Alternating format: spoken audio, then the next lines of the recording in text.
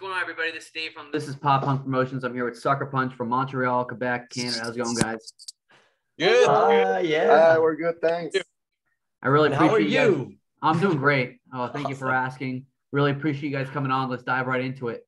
So when and how did you guys form? Fred, do you want to take? Oh, I guess I'll you take can it take this because one, yeah. I was so basically I don't want to be a bummer and talk about the pandemic, but that's part of our story. So unfortunately, yeah. So I mean, the pandemic started. Canada had some pretty strict guidelines, and everything shut down. So I had been in bands with Ramain and Joe, who's not here right now, our bassist, and we had stopped playing music. I don't know, like 5 years ago, and it was just something that like we were ready to put behind us. And I don't know, man, the pandemic hit, and literally I just picked up my guitar for the first time in a long time and started writing some riffs. Joe started writing some riffs. We started sending them to each other, and we're like, oh wow, this is kind of fun. Let's see like where this can go. And then we just started writing like songs instrumentally. And then we sent them over to Fred, who's an acquaintance, and he's an amazing singer. And he was like, wow, you guys are really good. And then stuff started being a bit less crazy with the pandemic, and we were able to all get together in a room and start writing stuff, and it sounded really good. So then we got connected with some really good producers that we know in Montreal, and we went in and did 4 tracks. The first one of which is Breakup, that's out right now, and then the other ones we're kind of holding on to, and we're gonna release as we go along. That's awesome. And after this, we found Alan to be the drummer. Oh, sorry. Yeah. Sorry, man. Yeah. So Alan then, joined us. Yeah. so then Unfortunately, we got Alan to join in, and funny story about Alan is I had reached out to him back in the day for my other band that was missing a drummer. That's and right. he was like, yeah, like that's cool, and then that nothing came of it. But then when we sent him this stuff, he's like, oh, this is cool. Yeah. And we were This like, is my man, style. I guess our music was better this time. It was totally worth the wait. That's for sure. Yeah. Well, it was worth the wait to have you as well. Yeah. Yes, like, really. yeah, definitely one of the best drummers in Montreal. Oh, thanks. Appreciate it. Yeah, he's actually a drummer guru. He has like a Facebook page with all the Montreal drummers on them, and he's their master. Like almost 3,000 drums on my group. Yeah, pretty Cool, nice. man. yeah. Cool. It's a cool community, really. Yeah, really. Yeah. That's sick. Buy these kinds of sticks. So you guys released Breakup in February. How's the response been? Sincerely, it's been amazing. Yeah, we've just had so much fun just creating these songs and like being together in this like new project and just doing what we love. I mean, we've mixed together all the styles and the what we love about like pop punk music, and just came together so like naturally. Like everyone came together and like put effort and time. And when we released, we just went all in. Let's go. Let's just put it out there. Let's write some people. Let's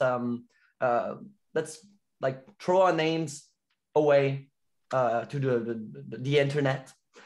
And the people have been really nice, and we've received so many great comments and so many playlist ads that we didn't expect. I mean, we were brand new. No one knew about us before. This is our first single ever as a group. We've never been public before. And this has just been a bliss. This is like amazing. We're blessed. Yeah, people really. People have embraced us quite a bit. I mean, like you're one of them, so thank you. Yeah. But like Fred said, like we had nothing to our names. We had one photo on Instagram, and we're like, hey, like we have a song, what's up? And we just reached out to a billion people, and pop punk's a cool community, and a lot of people were like, yo, this song's super cool, like let's put it on a playlist, let's do something with it. And they gave us the time of day, which was really cool. And I think music is really important, but like making connections and being part of the scene is super important. And I think the scene is accepting us so far, which we're really happy about. And actually today we just hit 10,000 streams on Breakup, which is pretty amazing. Like it's been out, like you said, for a month and about a week. And I don't think any of us expected it to catch on that quickly, or we expected like a slow build, but like this is really cool for a band with one song out. And thanks to anybody who has it on their playlist. If you don't, you're missing out. You should put it on your playlist. And it's been really cool so far. Yeah, let's break the algorithm, people. Oh yeah, let's break the algorithm. Yeah. I'm with you 100% on that. So who did you guys record it with, and how was the process? So it was the weirdest, most I guess punk rock thing that we could have done. Like, since we didn't really have that, like when we started, we recorded riffs, like I said, Joe and myself, and we didn't really have anybody else in the band. So we kind of just brought our riffs to this awesome producer called Luke Sylvestre, who's actually do you know the band Dear Youth from Montreal? Yes. So he's one of the members of Dear Youth, and he's somebody that we knew from back in the day. And we literally said, okay, let's do a fun little demo, and that'll be that, And then Fred came along, and we're like, okay, now we have, like, we're like working with fire. Like, let's how can we take this to the next level, and how can we incorporate Fred into it, because he's kind of like a pop guy, right? Like Fred, like you have your own pop. I've had like a background in so many different styles, because I've started singing like old school rock and roll, like Led Zeppelin, Guns N' Roses and stuff like that. Like that's what I grew up listening to. And then I came about like to rap music, which was really weird, like big clash between both of those styles. And then came along pop music, and I started like practicing on pop music to get like my vocals to a more melodic kind of style, just to add more strings to my bow. I just wanted to master many different aspects of vocals and different kind of styles. So it's kind of my background in vocal. Yeah, so like Fred's like, I mean, like he's not talking about it, but he has his own like solo project also that's like straight up like Justin Bieber, which is awesome. And so we're like, okay, we need to like get some of that Biebs vibe into what we're doing. And we went to these pop producers from Montreal that we know from from having worked with other artists that we know, called the Lost Boys. It's like a duo. It's Dave and Antoine, who are just awesome. They're we said, do you want to do pop punk? They were actually in a pop punk band called Full Count a long time ago. I remember seeing them open for Good Charlotte and Newfound Glory. I was like, that was a sick day. I saw them open for that, and I got a free sampler of the first Fall Out Boy song I've ever heard, which was like the most pop punk day of my life. Anyways, so they're producers now. They do mostly pop, but we're like, hey, pop punk, like, are you down? And they're like, yeah, let's do it. There's a bit of a resurgence going on. Like, nobody in Montreal's I mean, some people in Montreal are doing pop punk, obviously, but like there's no artists that we're working with who are doing it. Like, let's do it. And we just got in a room, and we went off of what we had, and they added some really cool elements. A lot of like the electro elements come from them. They like help us work on the lyrics and the push it forward and work on the vocal arrangements and whatever. And kind of we came up with the sound together, and then we were really happy with how that was going, and then we're like, okay, we got to keep bringing it to the next level. And then we got Sam Guyana, who's you know, he's a producer in his own right, but he's also a great mixer. He's worked, you know, on the Silverstein records. He's worked on Between You and Me, his records and stuff like that. So we send it out to him to mix. He made it sound mwah. And then we're like, okay, we gotta bring it all the way home. Who's gonna master it? Well, we went to Grant Barry, who's worked on like All Time Low, one of our all-time favorite bands, and he made it extra mwah mwah.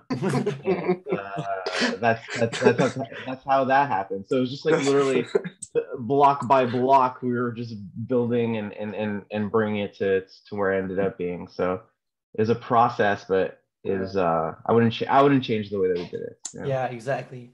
Like, I mean, all the steps that we've been through together, it just came about to what we have right now. And I mean, I don't know if we could have pulled off something different, but what we have, our story right now, is just, to us, this is something so big, because we've been working with people that have been really helpful to us. Have really helped us bring our music, our ideas to the next level. So couldn't be more happy about it. Yeah, shout out to all those guys. Like, amazing work and so much fun to work with, and professionals. Yeah, and it's funny how the lives change fast. Like I remember 2 years ago when the project started, Terry and Jonathan, who was not there, called me and they asked me, "Hey, do you want to join a band, like for fun, like old friends starting a band to have nice memory later?" And blah, blah. And we were, "Oh yeah, cool." And we started doing songs a bit, and the more we were doing it, the more we were finding them cool. Like, yo, what the fuck? This is not like just a fun project. Like we're not just a bunch of dudes playing in a yeah, there's something fun going on there. Like, whoa, what's happening right now? I know. I'm sure I'm sure you were like, oh my god, okay, I gotta learn Damn It. We're gonna cover Damn It. Like, let's do it. I was like, oh, fine, we're gonna play the brew store. We haven't even covered Damn It yet, man. Like, what are we doing for our lives? One of these days. One of these days, right? Now we have to do it. Yeah.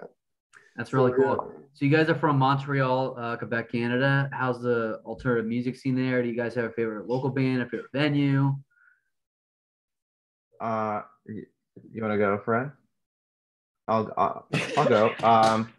The scenes like, how could I say? It was really, really hot, and then the pandemic hit. So it's like, what are you gonna do? I think Montreal is more known maybe more for like indie rock than like pop punk per se. You know, there's Simple Plan is a pretty massive band, so I'm not going to say that we're not known for pop punk at all. But you know, there's some really cool bands, like we mentioned Dear Youth. Luke is in Dear Youth, and like that's one of my favorite local bands for sure. Those guys are awesome. And you know, right now the scene's a bit dead because of the pandemic. Like we just opened up for shows like a month ago, and there's still shows with masks and stuff like that. So I mean, it's a bit hard to comment on it at its present state.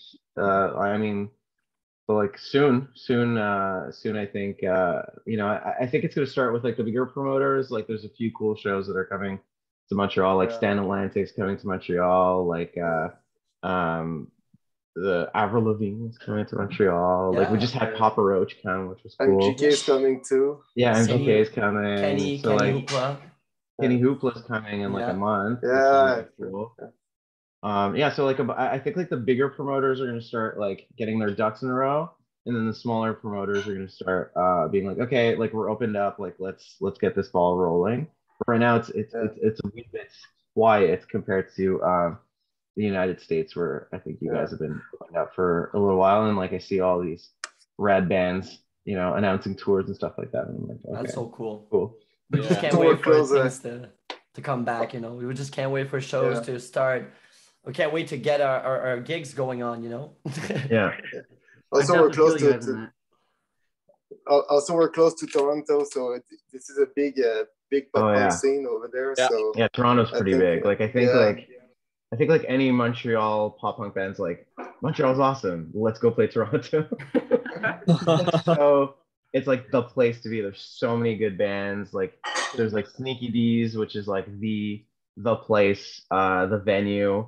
I mean, Montreal's cool too. Like I'm actually also a DJ for the local emo nights in Montreal, and we do it at this bar called Turbo House, which is kind of like the alternative like venue slash like bar, and so like as far as venues go, like that's the place that we really like to go and just grab a drink or go check out a show or go to emo night. Yeah. We love emo night, you know. It's for real, it's so fun. It's so emo never dies. Yeah, exactly. emo never dies. So now I'm going to ask you guys some non-music questions. It's a good way for me to get to know you. I did this with the other bands I interviewed. Are you ready? Yeah. I don't know. All right, first one. Favorite food? Oh, That's a hard one. Ramen. Oh, I thought you were saying my name. Ramen noodle. You always get me with a good bowl of ramen. Oh, favorite food. I'd say pizza, a classic, but it's what I love the best. It's pizza. You said pizza, didn't you? Yeah. Was that mine? I'm overthinking this, man. Overthinking this. I'd say good pasta bowl. Oh, that's cool. Yeah. I don't know, man. I like a good pizza too. I'm not gonna lie. Keep it simple. Great choice. What's yours, Dave? Tacos. Oh yeah, good choice too. That's Tacos. a good choice. Yeah. Oh, I didn't think of that. I'd say tacos too. Okay. He Nice switches changing. answers. Nice changing his choice.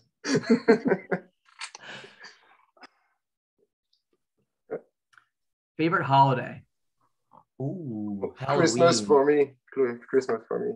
Halloween. Halloween, for sure. Halloween. It's like I love getting my spooky. costumes on. Yeah, man. Costumes, and then you have like. I love Christmas because I have 2 weeks off at my job. So That's a good reason. That's a really good reason. But I don't know, man. Halloween's got the costumes. There's the scary movie marathon. Yeah. Halloween's good too. Yeah. It's gonna sound selfish, but my birthday. I mean, that is the only right answer. Wow. But I mean, I know a lot of people that don't like their birthdays. Yeah, that's a cool answer. I love that. Yeah. I'm the kind of guy that on my birthday, like there's like a million like Facebook like notifications, and I wait like 3 days before like looking at it. And there's that guy on Facebook all my friends. who you didn't talk like for the last 15 years who says, "Hey, happy birthday, man." And you said, "Who are you?" How do I know you again? Yes. Okay, thanks. I'll be back in a second. I gotta go get my dog. Okay. All right, guys. Last question. What are some places in Montreal that visitors should check out? Ooh. Good question. Well, I'm going to say Turbo House again because I think, if you like alternative music, you want to grab like a good drink, and it's like like there's a bit of fanciness to it. You want a good like micro brew, you want a good like mixed drink. It's pretty much downtown, so like you could go anywhere from there, or you could spend the whole night there. I think that's a cool place to check out. Yeah. Well, go ahead. I like a place called Pub L'Île Noire. It means the Black Island in French. It's like a Scotch and gin place, so they have like 1,000 choice of Scotch and gin. It's nice kind of place. I like it very much. Yeah. The food is cool too, right? Like they have like wings. What else do they have? Yeah. It's like a pub food, like so burger, wings, fries, etc. Cool. Yeah, I like that place. It's cool. Yeah. It's I would say my place to visit is my job. which is called Yeah, well, it's called Le Date Karaoke. So a karaoke bar in Montreal, which I enjoy. It's probably one of the only places I go out anymore. I work there, and when I go out, I go there because I just love the ambiance. It's such a nice place just to hang out, and there's so many talented people that go there and sing. You wouldn't even imagine the voice I've heard there. People I've never seen before in my life. They just stand on the stage, they open their mouth, and there's like angels singing. It's really cool. It's a cool spot, and it's it deserves the recognition. It's one of those like competitive karaoke places. Yeah, it's like if you're not a singer, you don't go sing here. No. Yeah, if you're not a singer, you go there to listen. But no, people are really nice. I feel like Everyone people that like sings practice and like they know what songs they're gonna do. They got the moves, like they're like ready to go. Choreographies and all. I know, but Yeah, there's I wonder why the actually... singer of the band likes that place. Fred's getting us likes for the band at his job. You like music? Do you like? Check this out. I go sing on stage. I'm like, you like my voice? You should listen to my band. Any promo is good promo, man. Yeah, absolutely. Well, What about really you, Alain? Alain? Sorry, go ahead. well, what was the question exactly? Because the question are, what are some places in Montreal that visitors should check out? Well, I'd say any good vegan restaurants. I love that. Really good food there. So I'll be there. Yeah, there's a lot of good places in Montreal. Yeah, that's true. Yeah. What are the good ones? You guys will have to take me to all those places when I get up there soon. Oh, Sure. that would be really cool. Oh, There's you gotta come down for Umami real, bro. Ramen. I was talking about ramen earlier. Umami is one of the best places in Montreal for ramen food, and like all sorts of like entrees, kind of gyozas and stuff like that. It's really, really good. Oh, heck yeah. But sure, man, hit us up when you're there. Yeah, I think I'm gonna add a spot, guys. I think like Montreal's a cool city when in the summer to like go hang out in a park, and like I think like La Fontaine is pretty high. Yeah. So it's Yeah, like La close to Fontaine's downtown, but you know, Huge like park. like you grab yourself like, puts in and like a few beers and like you go with a few friends and hang out. Like that's I don't know. That's what I like to do with my time. This is a question I have for you, Dave. Have you ever tried poutine? No, I have not. Whenever you come to Montreal, you tell us, Yeah. and we'll take you to the best poutine place in Montreal. Yeah. Sounds good. Sounds me up. Oh, that's Sign me up if for you that. interview another Quebec band, you gotta ask them where the best poutine is. That's where all the debates happen. Yeah. Up